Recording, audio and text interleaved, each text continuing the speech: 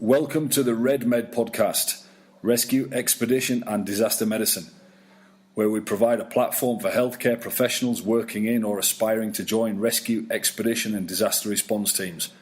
A platform to share information, advice and opportunities and connect like-minded Red Med individuals in our community. Good morning everyone and welcome to episode 20 of the Red Med podcast, Rescue, Expedition and Disaster Medicine.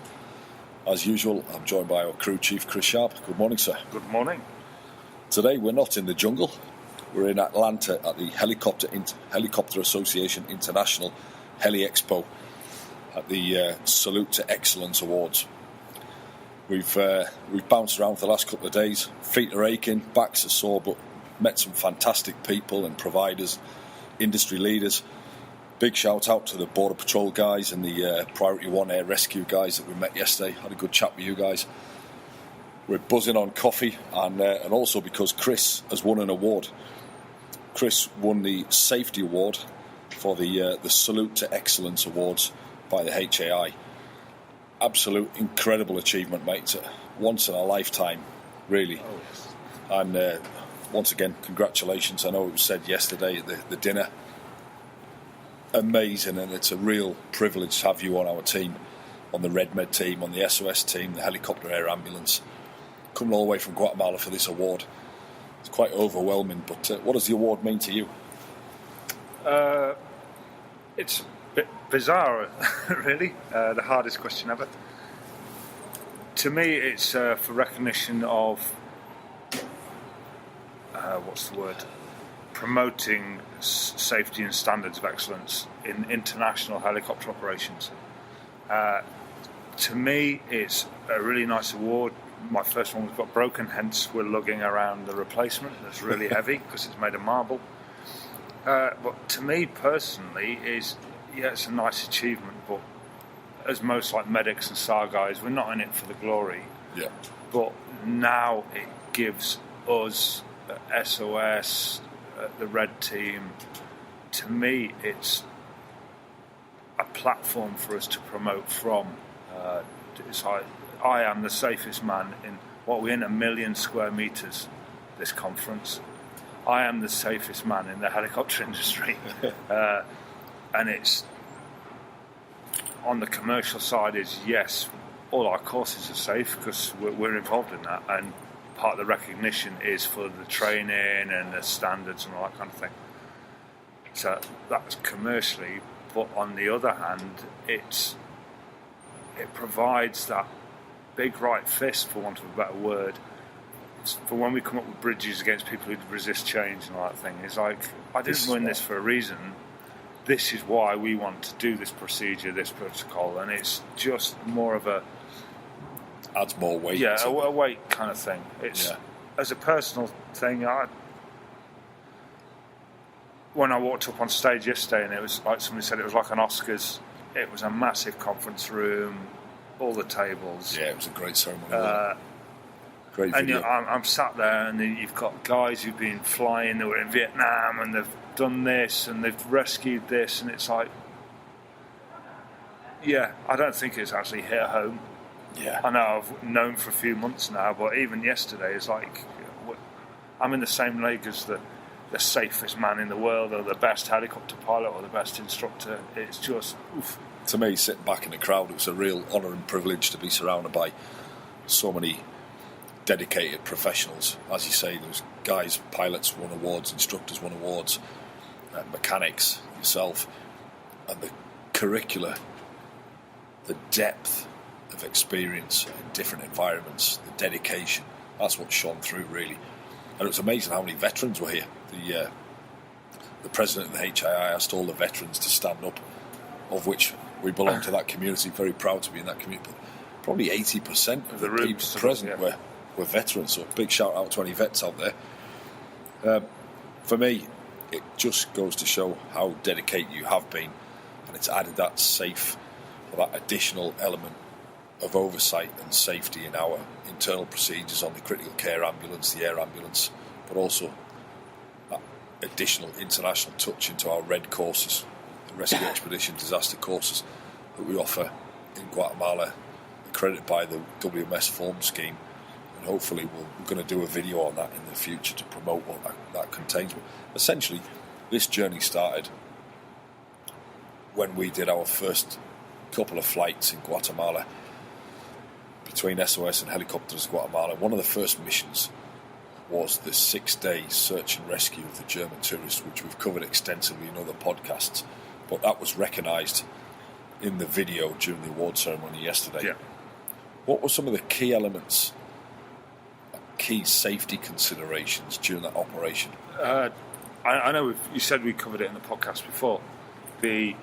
What the awarding body looked at and particularly liked is how we prepared for that.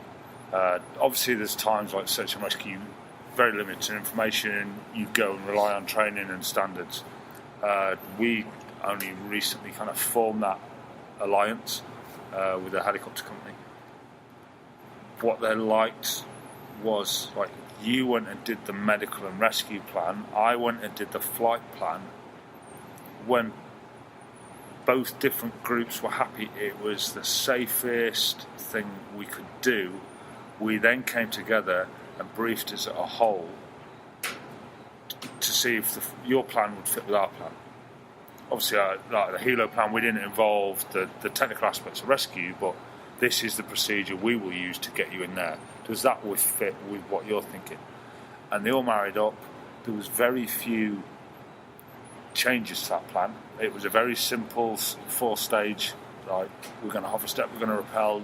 We knew exactly what was happening, what order was going to happen, and it was just hierarchy rescue, safety of us, safety of the aircraft was of the ultimate concern. And then we knew where she was because you'd worked it out.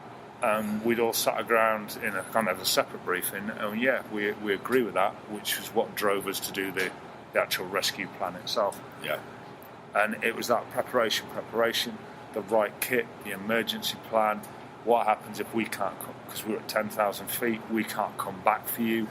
Everything was planned to the best we could. And we followed that plan. And everybody remained safe. Right people for the job as well. Yeah. Yeah, it was an interesting 6 days, that's for sure, culminating in rappel from the helicopter, rappel into the canyon, rappel down a series of waterfalls, 12-minute hover in a canyon to be able to extract the patient on a short haul, and everybody went home safely. Thanks very much. Then another key part of that was that really complex debrief package we did after, and we took what went wrong for you, what was good, what was bad, what went wrong for me, what was the pilot, what was the helicopter instruments doing. We looked at everything. Micro-analysed it. Dissected it, comms, equipment. And we revisited equipment standards, all that kind of thing, which is...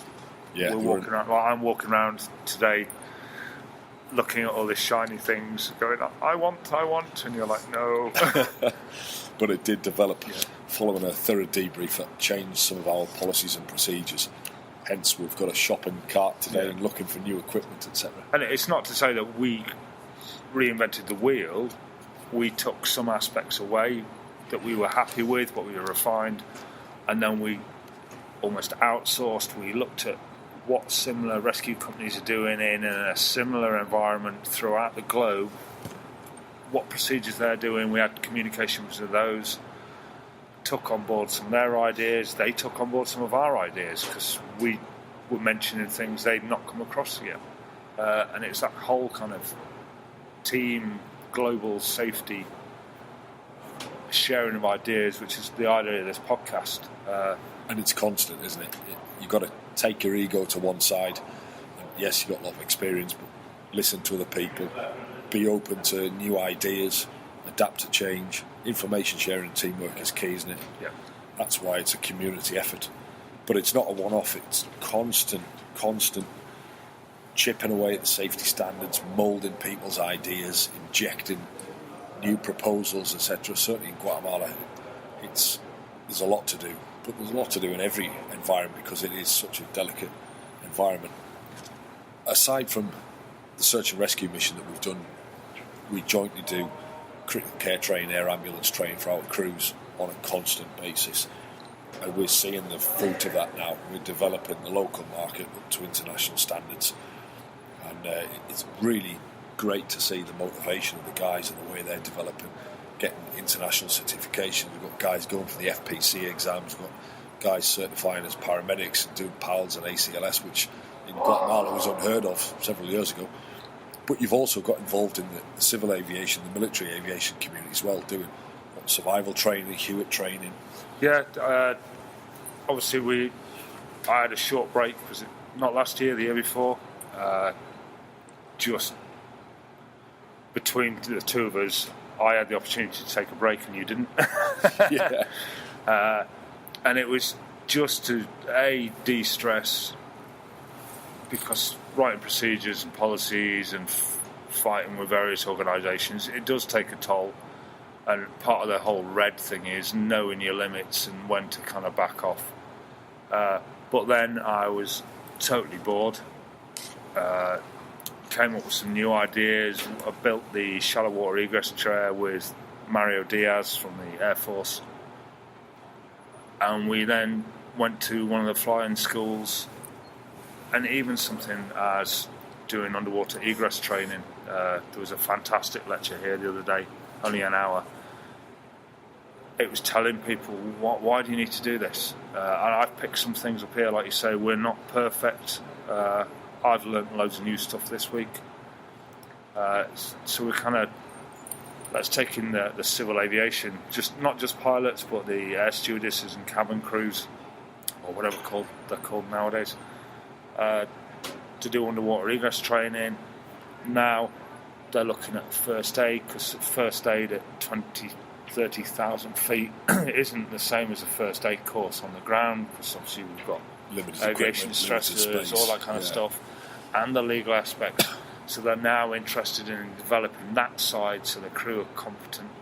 And then the military guys, initially it was just like, let's take your survival vest, what you've worn every day for however many years, and let's look what's in it. Is it in date? Is it still sealed? Does it still work? Do you know how to use it? Yeah, and then some of the gear, like cap tourniquets, some had proper tourniquets, others had other things, and it was demonstrating of, well, A, how to use it, and B, does it work? Or your survival vest, why are you carrying this? Is it applicable to your mission? And it was just a kind of revision. They've not flown much since then, so that's kind of still have input into, through Mario, hopefully the future, once they get budgets freed and available, to develop, like especially the helicopter crews and the door gunners, their TCCC kind of stuff, because these guys, when they fly, they get shot at every day by bad people.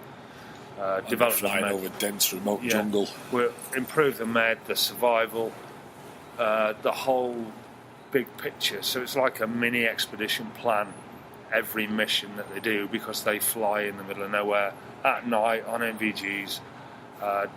So that's kind of a homework project at night when we're not running around the jungle and things. And you touched on something there. You mentioned the future. One of the biggest challenges in Guatemala is having people understand the need and the benefits of an air ambulance. And one of the initiatives you did towards this award was visiting schools to show the future generation, the young kids, the benefit of an air ambulance, what it can do, what it includes, etc. So there's more acceptance in the future. And with that, people will pay what it's worth, and then we're able to invest in the right equipment for the next generations. Where did you start that initiative? We did. What was her name? Amy. She was an EMT trained here in Atlanta. She did university here, I think. She ran our first responder program at Colegio de Maya. And now she's at med school. Amazing. Through loads of clinical hours with us and interventions, till she got confident to go become a doctor.